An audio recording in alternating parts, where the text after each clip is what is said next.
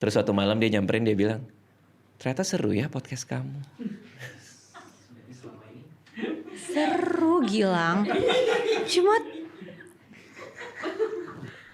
Tapi emang kamu awal nggak tertarik dengerin podcast aku ya?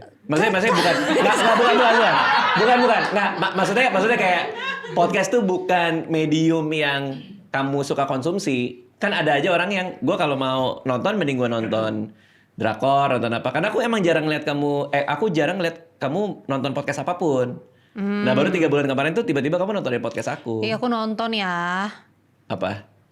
Iya aku nonton podcast kamu tapi sekarang tuh malah lebih sering. Jadi kayak aku tuh nggak ada momen diem tuh nggak ada. Jadi kayak kalau misalnya dulu tuh aku memang lebih sering nonton drakor karena memang lagi seru-seru banget sih yang keluar episodenya. Terus tapi kalau sekarang tuh karena mungkin banyak hal yang aku perlu pelajarin sih.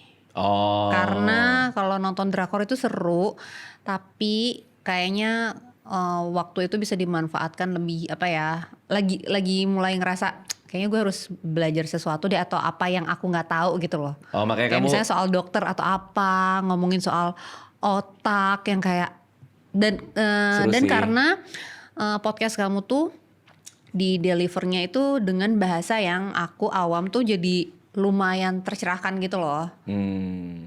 Kadang kan maksudnya banyak juga kan podcast untuk ngomongin soal kesehatan atau apapun hal-hal yang kayaknya tuh kita nggak pernah ada di ranah itu. Tapi kalau nonton di kamu tuh aku lebih ngerti gitu loh. Oh maksudnya tuh kayak gini karena bahasanya lebih mudah buat aku yang awam ini gitu. Jadi lagi seru sih. Nah makanya bete kalau lagi nonton tuh tiba-tiba tersendat-sendat karena internetnya mati atau pelan ya kan. Untung kita pakai Net City. Betul. Bisa diandalkan. Bener banget.